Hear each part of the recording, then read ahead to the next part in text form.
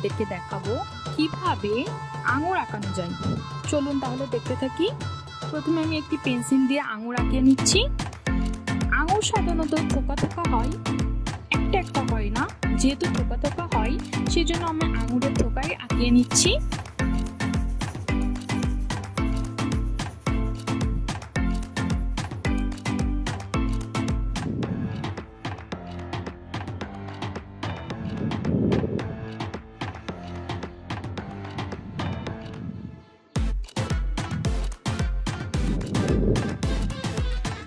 আঙুর দুই ধরনের হয়, একটা কালো হয় আর একটা সবুজ হয়। আমি দুই ধরনের আঙুরই আপনাদেরকে আঁকিয়ে দেখাবো এবং সেটা রং করেও দেখাবো। আমার দুই ধরনের আঙুরই আঁকানো হয়ে গেল। এখন আমি একটা মার্কার পেনের সাহায্যে সেই কালিটাকে একটু গাঢ় করে নিচ্ছি।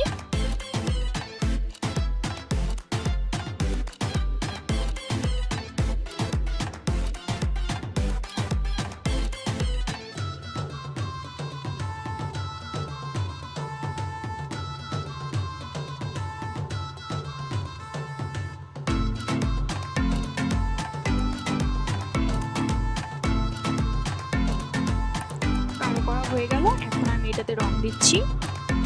প্রথমে আমি পাতাটাতে রং করছি। পাতা রঙের জন্য আমি টিয়া কালারটা ব্যবহার করছি।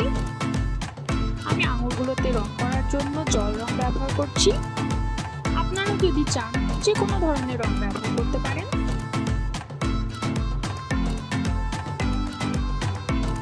আঙুরের পাতাগুলো আমার রং করা হয়ে গেল। এখন আমি আঙুরগুলোতে রং করছি।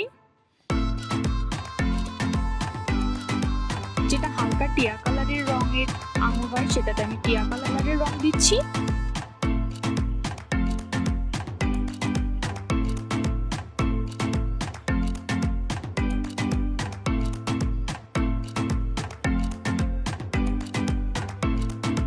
টিয়া কালারের আঙুরটাতে রং করা হয়ে গেল। এখন আমি তার ভিতরে হালকা হলুদ হলুদ করে নিচ্ছি, কারণ এই আঙুরগুলো হলুদ আর টিয়ার কম্বিনেশনেই থাকে।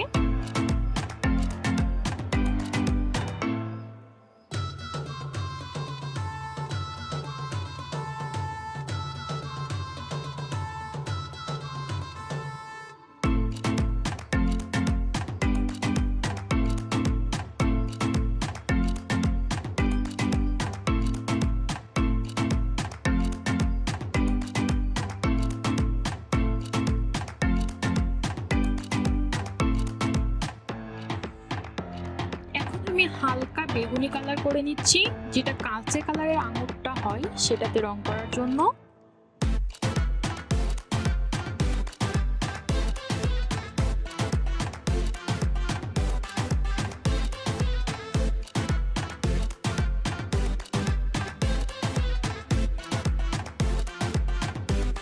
সাধারণত জল রঙে বেগুনি কালার থাকে না, এজন্য আমি নীল এবং লালের কম্বিনেশনে সেটাকে বেগুনি করে নিয়েছি।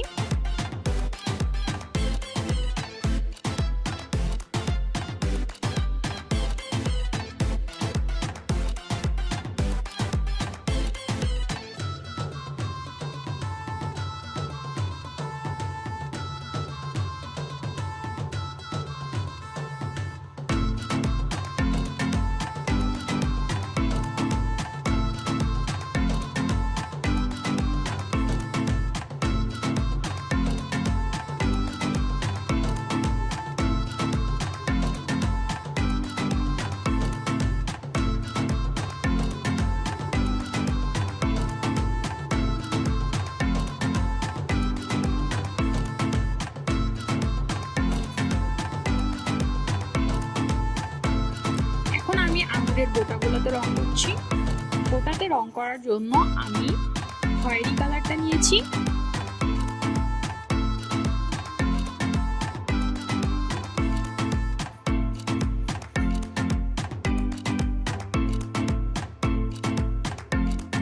আপনারা যদি আমার চ্যানেলে নতুন হয়ে থাকেন তাহলে please subscribe my channel and প্রতিদিন ভিডিও পাওয়ার জন্য বেল বাটনটা ক্লিক করে রাখবেন।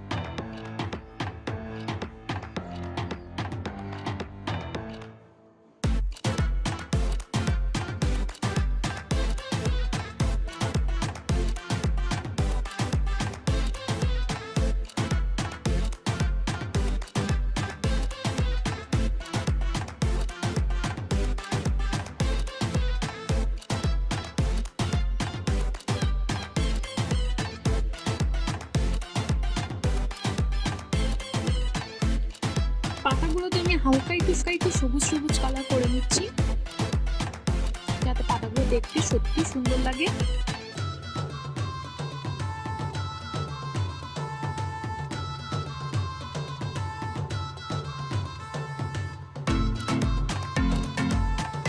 আমার আঙুর আঁকানো শেষ। আপনারা যদি এত সুন্দর আঙুর আঁকাতে চান তাহলে আমার ভিডিওটা দেখতে পারেন।